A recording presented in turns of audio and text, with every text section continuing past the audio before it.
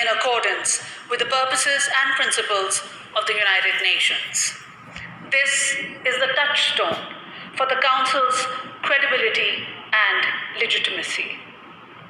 India stands in flagrant violation of several resolutions of the Security Council that prescribed a UN-supervised plebiscite to enable the people of Jammu and Kashmir to exercise their fundamental right to self-determination.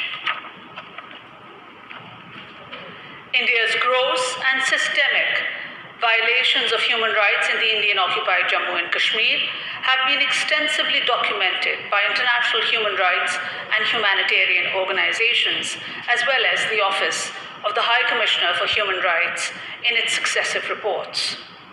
India has incarcerated 8 million Kashmiris, including the top Kashmiri leadership, with 900,000 occupation troops.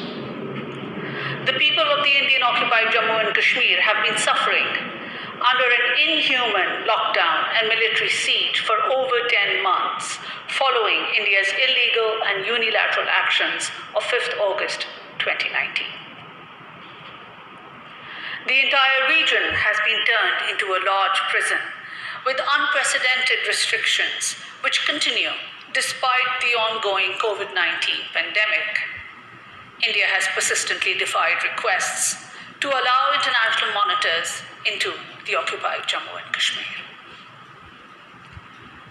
These Indian actions, aimed at illegally altering the demographic structure of the occupied Jammu and Kashmir, are in violation of multiple UN Security Council resolutions and international law, in particular, the 4th Geneva Convention.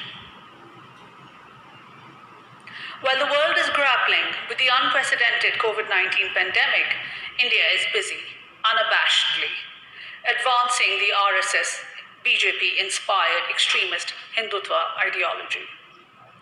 Over and above, the current Indian leadership has perpetuated massive violations of human rights against its minorities, in particular Muslims, threatening them with statelessness. Rising Islamophobia in India is evident from the destruction of the Babri Mosque.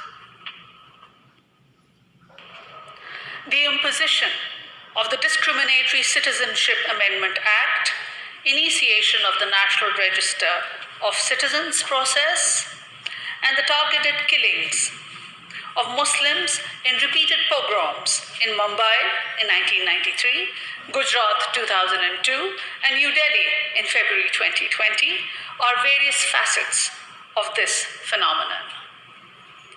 The Indian state's proclivity to violence is no secret, which is a direct consequence of its headlong militarization and unbridled hegemonic ambitions. It has routinely used aggression in seeking to coerce its neighbors. It has employed terrorism at one time or another as a state policy to destabilize every neighboring state. It has border disputes with all its neighbors. India's so-called 5S approach in the UN Security Council is only a smokescreen to mask the arrogant, belligerent, and confrontationist side of India. Perhaps India would do well to consider another S, that is, Satya or truth. The truth of Indian oppression, which cannot be covered up by false espousals. Indian actions in the Indian-occupied Jammu and Kashmir and beyond are fundamental negation of the purposes and principles of the UN Charter. India is a consistent violator of the UN Security Council resolutions on Jammu and Kashmir dispute. And rather than facilitate it, a country with such credentials must be held accountable. India must be asked to abide by the resolutions of the UN Security Council.